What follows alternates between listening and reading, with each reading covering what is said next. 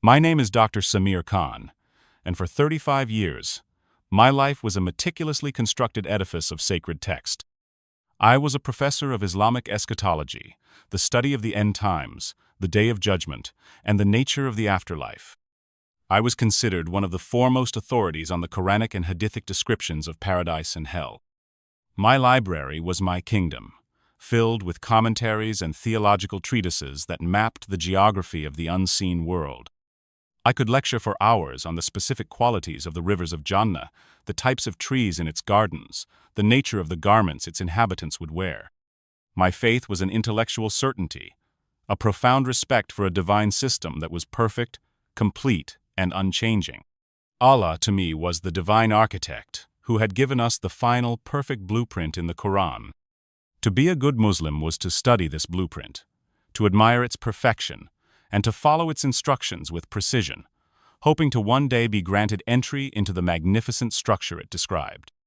Paradise was a destination, a reward, for a life of obedience. I taught that belief.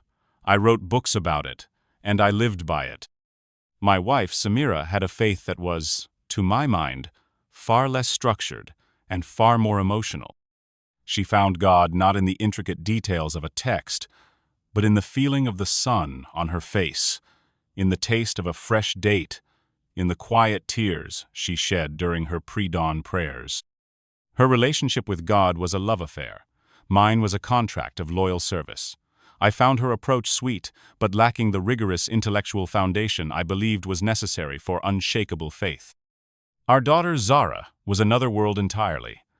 A brilliant astrophysicist, her universe was one of quantum mechanics and cosmic microwave background radiation. She saw my life's work as a beautiful mythology, a collection of ancient stories that provided moral comfort but held no claim on literal truth. "Dad," she once said, her eyes full of a gentle, pitying love, "you study the poetry of the universe, and I study its mathematics. We just speak different languages." Sometimes, in the quiet solitude of my study, surrounded by the greatest minds of Islamic history, I would feel a strange, hollow ache. It was a spiritual thirst that no amount of knowledge could quench. I felt like a man who owned the most detailed map of the ocean in the world, but had never once felt the salt spray on his face. I dismissed these feelings as moments of spiritual fatigue, a test from God, and I would immerse myself once more in the comforting certainty of the written word. I was at the pinnacle of my career, preparing a series of lectures that would be the capstone of my life's work, a definitive academic exploration of the Quranic paradise. I was about to prove, through textual analysis, the precise and unchanging nature of the reward awaiting the righteous. I had no idea that I was about to be thrown headfirst into the ocean I had only ever mapped, and that its waters would dissolve every certainty I had ever held. The crisis arrived not with a bang, but with a sudden, silent erasure. I was standing at the podium in a grand university lecture hall, packed with students and colleagues. I was at the height of my powers, my voice resonating with the confidence of a man who knows his subject absolutely. I was describing the gates of paradise, quoting from the Hadith about their immense size and beauty. "The distance between the two gate panels," I said, gesturing with my hand, "is like the distance between," and then the words vanished. Not just the specific words of the Hadith, but all words. The connection between my mind and my mouth was severed. A strange metallic taste filled my mouth. The faces of my students began to warp and blur, the lights of the lecture hall swimming in my vision as if I were looking at them from underwater. A profound confusion, a terrifying cognitive fog, descended upon me. My notes on the podium were incomprehensible squiggles. My own hand, resting on the wood, looked like a strange, alien object. I tried to speak, to ask for help, but only a garbled, meaningless sound came out. Panic began to rise in the hall. I saw my trusted colleague, Sheikh Kamal, rushing towards the stage. I felt my legs give way, my body slumping forward, my head hitting the podium with a dull, distant thud. The world tilted on its axis, and then went black. But it was not the end. The next sensation was one of impossible peace and a strange, liberating lightness. The crushing confusion was gone, replaced by a crystalline clarity. I was floating, disembodied, in the space above the congregation. I looked down and saw the chaos. I saw my own body, crumpled at the foot of the pulpit. I saw men I had known my whole life, their faces pale with shock, trying to perform CPR. I saw my wife, Samira, running down the aisle, her face a mask of utter devastation, calling my name. I watched it all with a serene, compassionate detachment. I was an observer, watching a medical drama unfold. I could hear everything with perfect clarity. Massive hemorrhagic stroke, looks like. No discernible heartbeat. Starting compressions. I watched them work on my still form, feeling a gentle sorrow for the man on the floor, a man who had spent his life studying a map and had died before ever reaching the destination. The scene began to dim, the vibrant chaos of the lecture hall fading into a uniform, oppressive gray. The sounds of the world, the frantic voices, the desperate efforts all melted into a profound, suffocating silence. The peaceful detachment shattered, replaced by a growing, creeping dread. I was no longer in that room. I was somewhere else, a place that was vast, empty, and utterly devoid of warmth. It was a realm of cold, sterile gray, a desolate landscape that seemed to stretch into infinite nothingness. This was the space between, a cosmic waiting room, but it was not empty. It was filled with shadows. The gray emptiness was not a place of fire or torment as I had described in my lectures. It was something far more subtle and, to me, far more terrifying. It was the darkness of absolute solitude, of pure negation. It was a cold, silent void where nothing existed, and in this void a voice spoke. It was my own voice, but stripped of all warmth and life, an academic, dispassionate echo. "This is the result of your equation," it stated, its tone chillingly precise. "You sought knowledge of the unseen. The ultimate knowledge is that there is nothing to be seen. You spent your life describing a destination. You have arrived at the final destination, the end of all things. Your heaven was a concept, your hell, a threat." Shadowy forms began to drift in the void, but they were not demons. They were the ghosts of my own certainties. A towering, translucent book appeared, its pages filled with all my lectures, all my articles, all my carefully constructed arguments about the afterlife. The pages were now blank. The ink had vanished. A figure made of pure logic, a perfect geometric shape, approached me, emanating a cold, intellectual superiority. "You built a faith on description and evidence," it communicated, its thoughts precise and sharp as ice. "But a description of bread cannot feed a hungry man. A map of a garden cannot shelter you from the cold. Your knowledge was a collection of signs, pointing to a reality you never truly sought to experience. Now the signs are gone, and you are left with what you had all along, the absence." The terror that grew in me was not a primal fear of pain. It was a sophisticated intellectual terror. The fear that my entire life's work, my entire belief system, was a grand cosmic delusion. The fear that Zara, my daughter, had been right all along, that we live in a universe of beautiful mathematics but ultimate meaninglessness. My faith, my rock, my fortress of certainty crumbled into dust. The God I had known was a God of words, and in this wordless place, he was absent. My meticulously constructed afterlife was a fantasy, and this cold, empty, eternal void was the truth. It was the ultimate refutation of everything I had ever been. In that absolute desolation, stripped of my scholarship and my pride, I was left with nothing. Not a single verse, not a single theological proof could help me here. All that remained was a raw, primal spark of consciousness, adrift in an ocean of nothingness. From that last spark, a cry erupted, a cry born not of knowledge, but of pure, unadulterated need. It wasn't a formal prayer, no invocation of divine attributes. It was a single, broken word, a name I had spoken 1,000 times but never truly understood, a desperate whisper of light against an eternity of night. "Ya Nur, O light." My cry was a fragile, desperate whisper in the infinite silent vacuum.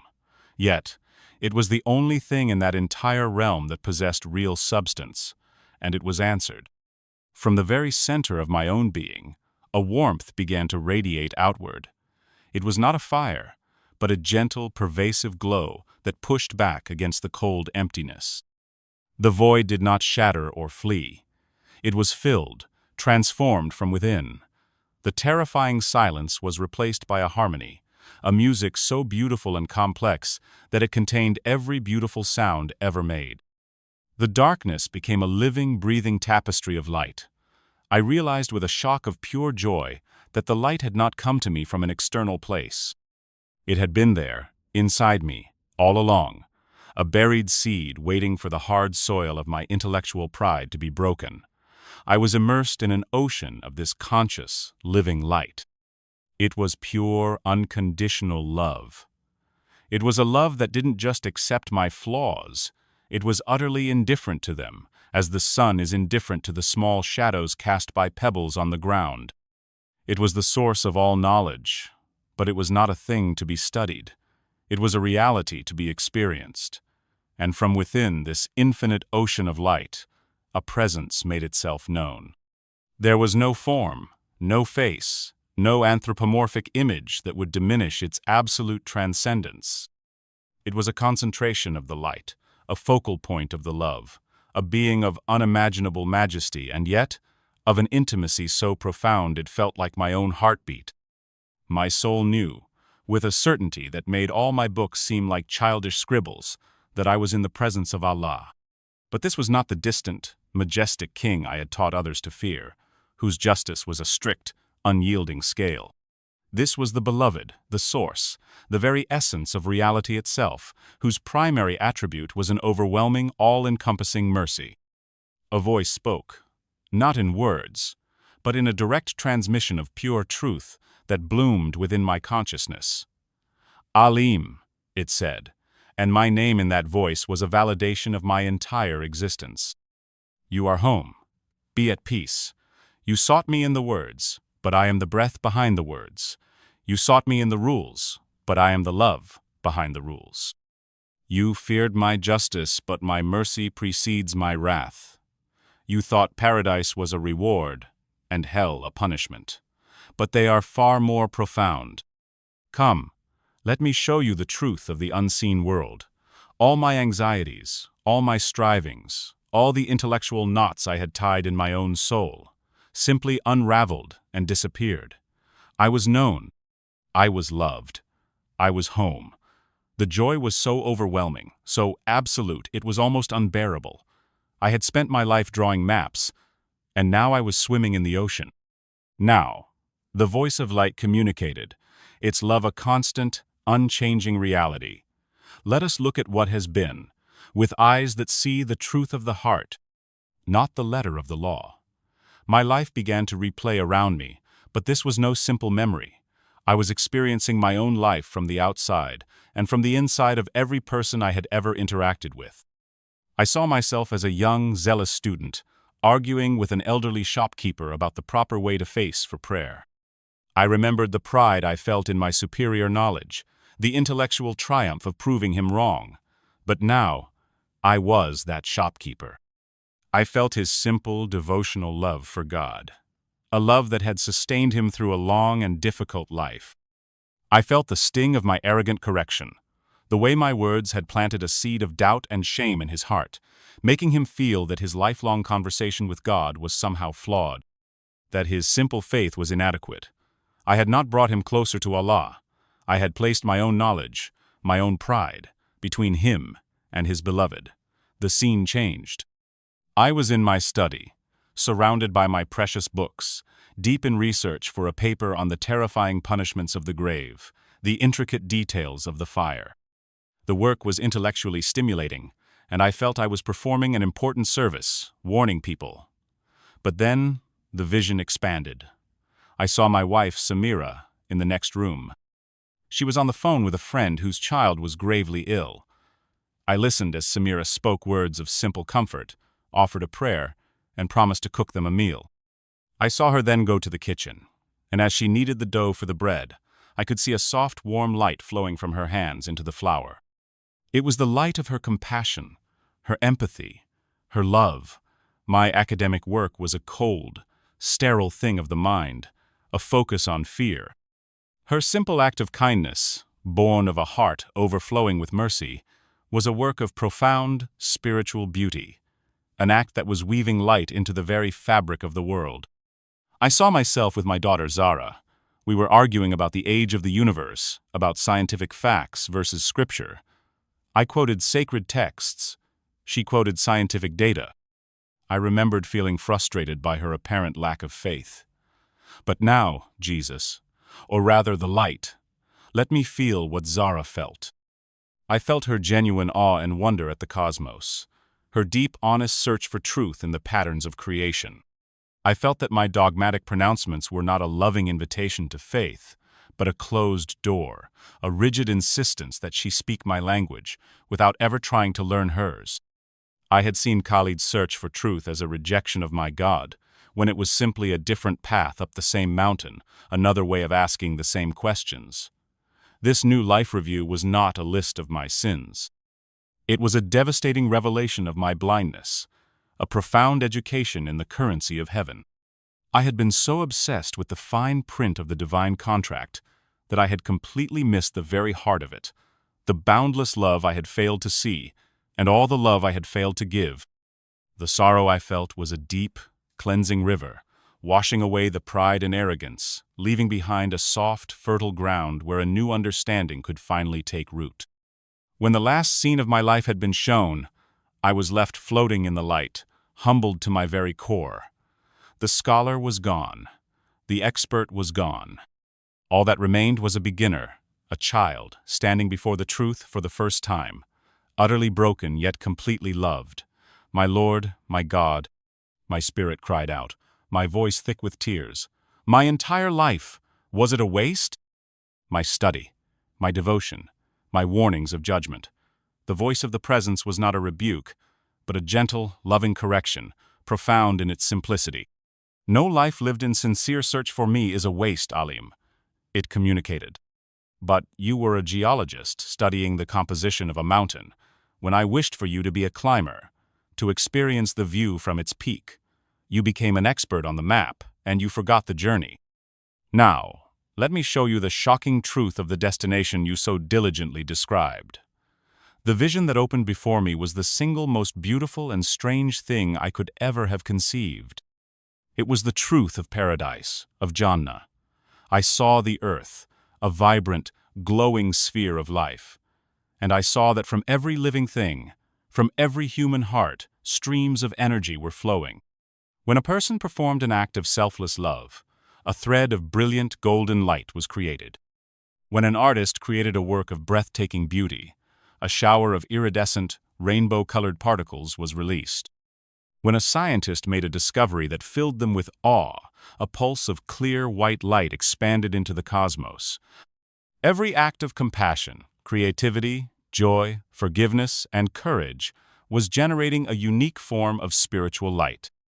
You taught that paradise was a place I created for the righteous as a reward, a fixed garden of rivers and palaces. The voice of the light explained, its tone filled with profound wisdom. That is a metaphor, a simple story for children, for a truth that is far more beautiful. Paradise is not a static place that I built and stored away for you to enter upon death. It is a dynamic, ever-growing, ever-expanding reality that you are building. With me, every moment of your lives. It is the repository, the culmination, the living tapestry of all the love and joy and beauty that has ever been generated in your universe by my children. I then saw it, a vast, shimmering, multi-dimensional realm of unimaginable beauty. But it was not a garden made of soil and trees. The rivers were not made of literal milk and honey. The rivers were flowing, shimmering currents of pure compassion, made of every tear of empathy shed, every act of forgiveness granted. The gardens were not filled with physical trees, but with living, growing structures of music and artistry, formed from every song, every painting, every moment of inspiration.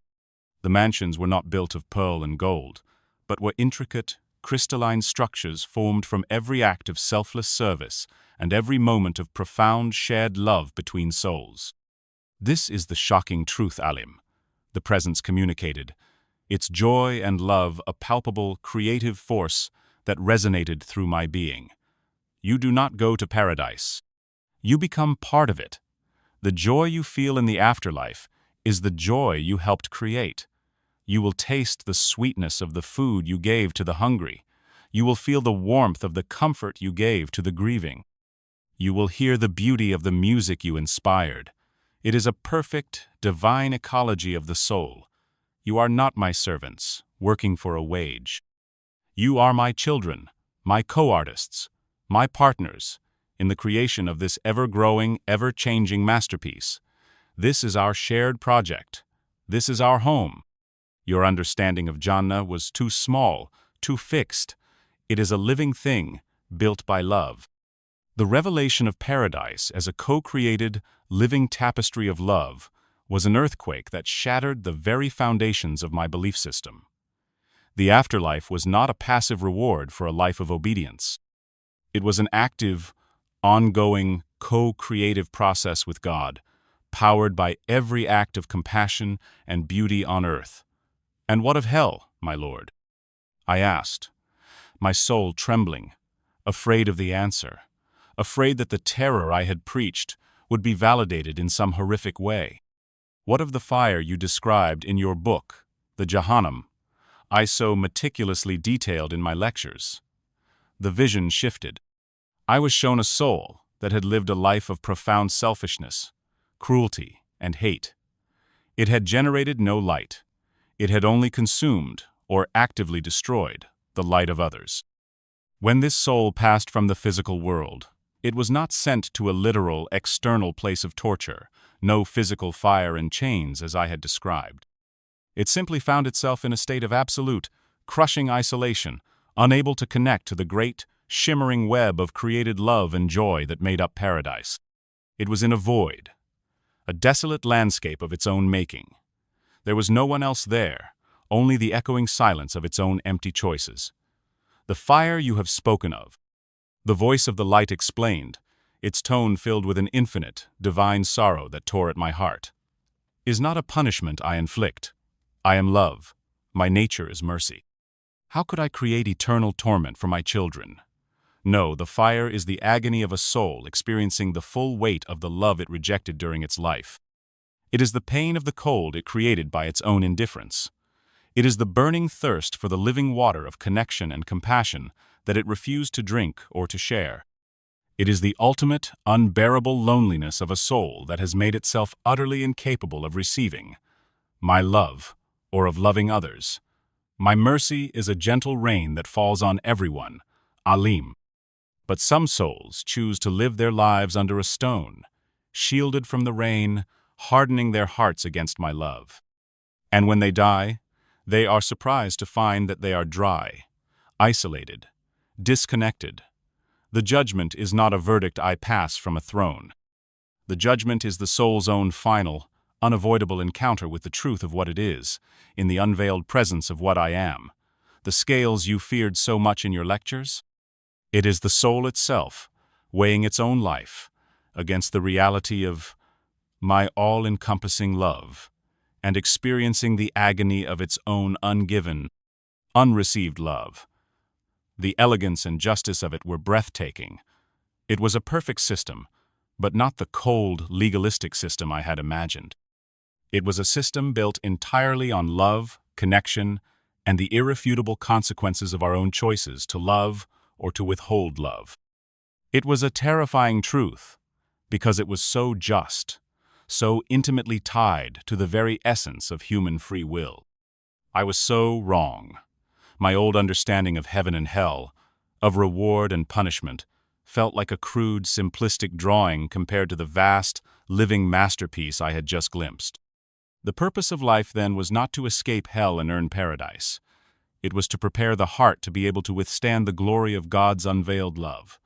Yes, the voice of the light affirmed, its presence radiating immense satisfaction at my understanding, It is to become a being who can stand in the heart of the sun and call it home. And this truth is not for you alone. My children on earth are living in terror of a day they do not understand. They fear my judgment, when they should be preparing for my embrace. They are so busy trying to earn their way into a paradise they misunderstand that they are failing to create it right where they are. They see life as a waiting room, when it is the workshop. They are obsessed with a destination and forgetting the sacred journey, the sacred building that is their life. A burning desire, a desperate urgency, filled my soul. I knew I had to go back. I had to shout this truth from the rooftops. I had to correct the misunderstandings I had perpetuated. I understood my new mission. Go back, Alim, the presence commanded, a command that was also a blessing, an infusion of strength and purpose. Go and be a builder. Teach them that every act of love is a prayer that is answered instantly. Every moment of selfless creativity is a brick in the walls of their eternal home. Tell them to stop being religious accountants, tallying up their good and bad deeds for a fearful reckoning. Tell them to become artists, to become gardeners, to become musicians, and to make their lives a masterpiece of love to offer to me and to each other. Go, Alim. Tell them, the blueprint for paradise is not in your ancient books alone. It is written in their own hearts, revealed through every act of authentic compassion. Tell them that their choices today are building their eternal reality. Tell them that heaven is not a distant reward, but a present co-creation. Tell them that hell is not a vengeful punishment, but the agony of self-imposed isolation from my boundless love. A part of me, the human part, the part that had just found ultimate peace and love, cried out in desperate protest. I wanted to stay here, in this perfect peace, this perfect love, forever. The thought of returning to the world of division, of argument, of pain, was unbearable. To leave his presence felt like a second death. They will not believe me, my soul pleaded. They will call me a blasphemer, a madman. I am a Muslim scholar. My own people will cast me out. My career, my reputation, my entire life's work. Jesus looked at me, and in his eyes, I saw not condemnation, but the deep, sorrowful patience of God. I did not promise you an easy path, Alim, he said, his voice firm but filled with an unwavering love. But I promised you that I will be with you, always. Your testimony is not to convince by argument, but to awaken by witness. You will speak the truth I have shown you, not to win a debate about the afterlife, but to ignite a fire of love in their present hearts. Go and declare it. Tell the world what you have seen. This is my command. This is your life's true purpose. The weight of the command was immense, terrifying in its implications. But the truth was undeniable, and the love was absolute. My soul, broken and remade, finally surrendered to the impossible. Yes, my Lord, I whispered, the words a sacred vow. I will go. The moment I consented, the world of light and love, the divine presence of Allah, vanished. I was not gently guided back. I was hurled, thrown, slammed back into the broken, aching prison of my physical body with a violent, agonizing jolt. A convulsive gasp for air tore through my lungs, a scream of pure, searing pain. My eyes flew open to the chaotic, flashing reality of an ambulance interior. A paramedic's face, startled and disbelieving, was inches from mine. "He's breathing. He's got a pulse." "I don't believe it," he yelled to his partner. "We have brain activity. He's back." The next few days were a disorienting blur of the intensive care unit, of beeping machines and hushed, astonished conversations between doctors and nurses who looked at my charts, then at me, then at each other, shaking their heads in professional bewilderment. "Clinical death for at least 20 minutes, one doctor told Samira, his voice strained with disbelief. The stroke was catastrophic. The extent of his brain damage should be profound. For him to be conscious, let alone lucid, there is no medical precedent. It's truly a miracle. They were scientists looking at a shattered compass, unable to comprehend the divine territory I had just traversed. Samira was a constant, solid presence at my side. Her face was a landscape of profound relief and exhaustion, her prayer beads constantly moving through her fingers. Alhamdulillah, she would whisper, kissing my hand. Allah is the greatest. He has returned you to us. Her prayers of gratitude were heartfelt, directed to the God we had always known. My daughter Zara was there too, her face a mixture of joy and bewilderment. My brilliant, scientific daughter tried to explain it away with scientific possibility, however remote. Dad, the human brain's plasticity is incredible, she explained gently. It's possible a dormant neural pathway took over. It's a 1 in a billion event, but it's not supernatural. Your mind is creating a narrative to cope. She loved me. She was relieved I was alive. But she was trying to bring me back into the world I had left. While I was grappling with how to bring the world I had seen into hers, I was physically broken, but my spirit was more whole and alive than ever. I was filled with a love and a purpose so profound it felt like a star burning in my chest. But the message I carried was a fire that would either purify or destroy everything I had ever held dear. My identity, my family, my community, my entire life's work, all of it, stood on one side of a deep, terrifying chasm.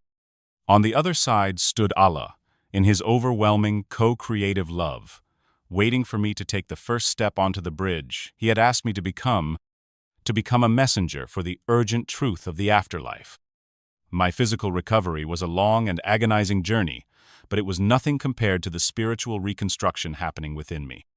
My old identity as a respected Islamic scholar, an authority on eschatology, felt like a costume I could no longer wear. The world I had returned to seemed both more vibrant and more shrouded in a pervasive, gray spiritual blindness. I saw the endless distractions, the constant deferral of real living, everywhere. The casual unkindness, the focus on outward ritual over inner intention, the fear of God's justice over the surrender to his love, these were no longer just observations. They were the gray haze I had seen, the subtle, insidious distractions that were lulling humanity to sleep, preventing them from building their own paradise. My old life, my books, my lectures, my debates, they all felt like hollow, meaningless things. How could I lose myself in the detailed description of a literal garden when I knew the true garden was being built, moment, by love, and so many were not participating? I tried to share my message, my urgent warning and profound revelation. I told Samira, my wife, first. Samira, I whispered, my voice raw with emotion. When I was in that darkness, after the stroke, I called out to Allah, and he answered, and he showed me. Jannah is not a reward we go to. We build it with every act of love. And Jahannam is not a place he sends us. It is the isolation we choose when we reject love. Samira listened, her eyes filled with fresh tears, this time not just of joy at my survival, but of a quiet, profound understanding that resonated with her lifelong gentle faith. "Oh, Alim," she whispered, stroking my hair, "that is the God I have always known in my heart, a God of love who wants us to love him by loving each other. That makes perfect sense. My heart always knew that." Her acceptance was a healing balm, a confirmation that the love and urgency I had experienced were not a delusion. My daughter, Zara, my scientific daughter, listened to my story with a therapist's patience, but with a new, open curiosity.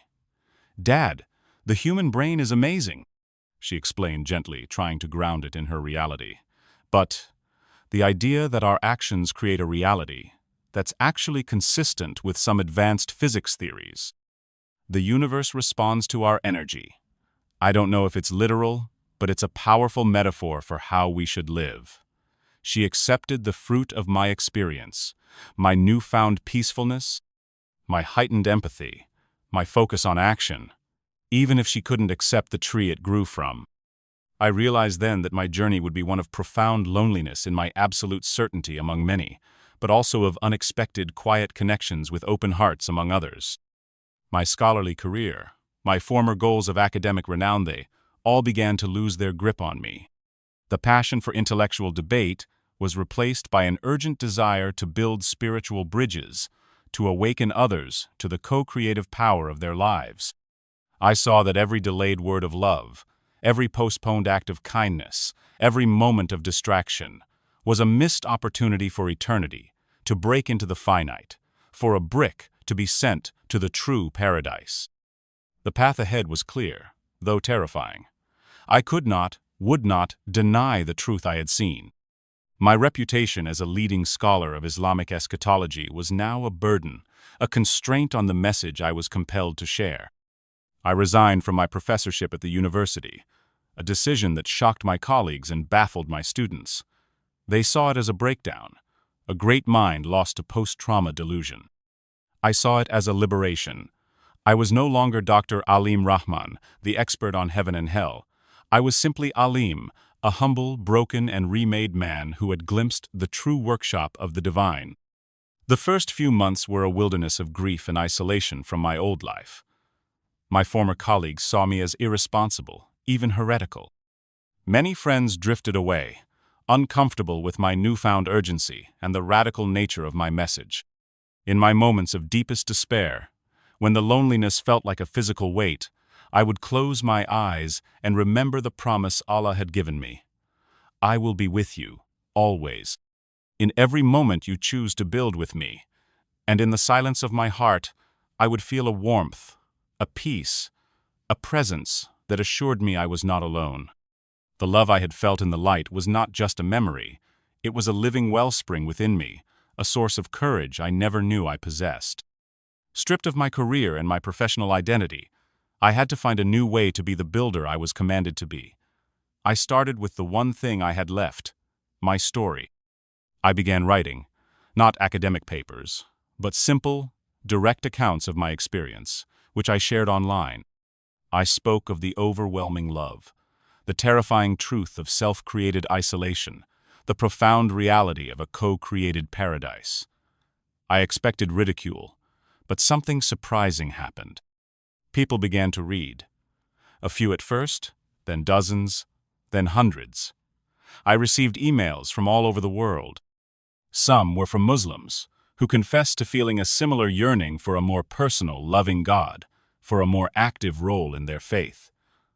Your story has brought my understanding of Jannah to life, one woman wrote. It is no longer just a distant dream, but something I can feel in my heart today. I received emails from people of other faiths, from spiritual seekers, from those who had lost faith entirely, all resonating with the universal truth of love and consequence. Thank you for putting words to what I always felt, one wrote. But the most profound change happened in my own home. My daughter Zara, who had listened with an open heart from the beginning, became my strongest ally. She helped me set up a small nonprofit organization focused on building spiritual gardens, on community projects that fostered connection, creativity, and compassion. She saw the peace, the radical love, the profound authenticity that radiated from me, even in the face of widespread skepticism.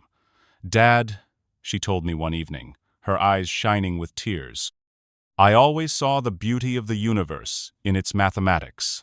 Now I see it in humanity's actions. Whatever you saw in your NDE, it has made you into a living testament to the goodness you preach. And that's all I need to know. My life is now a quiet pilgrimage, a journey of active witness. I am no longer Dr. Alim Rahman, the learned scholar. I am simply Alim, a humble, broken, and remade man who has been given a glimpse into the very workshop of the divine. I have no official title, no grand platform, no large congregation. My life is a series of small, quiet encounters, of sharing my story, one heart at a time. My wife, Samira, slowly, painstakingly, began to bridge the remaining gap. She saw the genuine transformation in me, the unwavering love, the profound peace that had replaced my old anxiety. One evening, after months of my quiet witness, she came to me. Alim, she said, her voice soft, I do not understand it with my mind, but my heart feels the truth of what you say. I see Allah's true essence in you now, a presence I had only dreamed of. You are building heaven with your hands. Teach me how to truly build with you. Her words were the healing of my deepest wound, the answer to a prayer I had not dared to pray. My daughter, Zara, still holds her scientific framework, but she now sees the profound human and spiritual impact of my experience. She has even started volunteering at our community garden, getting her hands dirty, seeing the connection between physical creation and spiritual reality. She sees the goodness, even if she doesn't accept the literal supernatural explanation for my change. My life is now a living declaration of the truth I was shown, that heaven and hell are not just future destinations, but dynamic, present realities we co-create with God through our choices of love or its absence. And so, I feel compelled to speak to you now, directly from my heart. You who are listening, perhaps from a position of faith, perhaps from skepticism, perhaps from a different life path altogether.